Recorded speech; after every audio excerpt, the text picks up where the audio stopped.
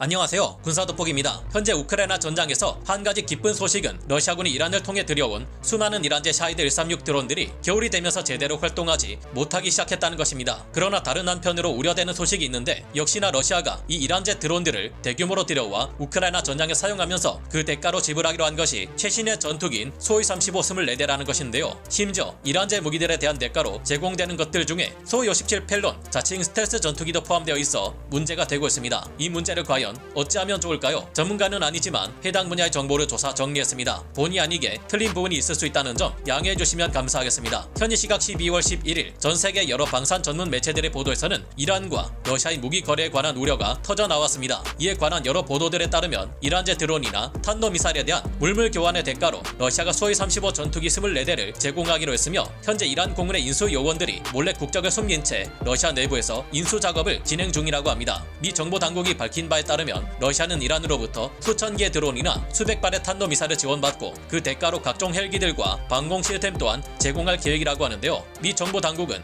이 같은 사안이 매우 심각하게 우려되는 상황이며 러시아가 이란에 공급하는 무기들 중에서도 특히 최신의 4.5세대 전투기인 소위 35 전투기 24대는 이란 주변의 여러 중동 국가들을 위협하는 강력한 무기체계가 될 것이라고 경고했습니다. 러시아 내부에 숨어든 이란의 인수 요원들은 러시아 현지에서 교육 훈련을 직접 받으며 적어도 2023년 상반기 중에 소위 35 전투기 24대 중 초도 물량을 인도받을 계획이라고 하는데요. 다만 현재 전쟁을 수행하며 러시아의 군수 생산 능력이 바닥까지 떨어진 상태이기에 이란에서는 우선 소위 35 전투기의 초도 물량을 통해 F4 전투기를 대체할 계획이라고 합니다. 이후 러시아의 군수 생산 능력이 회복되면 추가로 소위 35 전투기를 더 들여올 수도 있을 것으로 전망하고 있습니다. 러시아 내부의 정보통 중 일부에 따르면 러시아가 이란에 심지어 가장 최신의 5세대 전투기인 소위 57 펠론을 제공할 수도 있다는 예상까지 나오고 있습니다. 러시아 정부가 소위 35와 같은 4.5세대 전투기 생산 라인을 축소시키라는 지시를 내렸다는 것을 그 이유로 들고 있는데요. 이번 전쟁을 통해 소위 35나 소위 57 모두 우크라이나 전장에 추락해 미국의 연구용으로 넘겨졌다는 것을 생각해보면 우크라이나와 미국에게 이들이 큰 위협이 되리라고는 생각되지 않습니다. 그러나 러시아의 4.5세대 전투기들에 대항하기 위한 능력을 갖추지 못한 중동 여러 국가들에게는 심대한 위협이 될 수 있는 만큼 러시아가 이란의 전투기를 공유할 수 없도록 막는 조치가 필요하지 않나 생각해봅니다. 오늘 군사돋보기 여기서 마치고요. 다음 시간에 다시 돌아오겠습니다. 감사합니다. 영상을 재밌게 보셨다면 구독, 좋아요,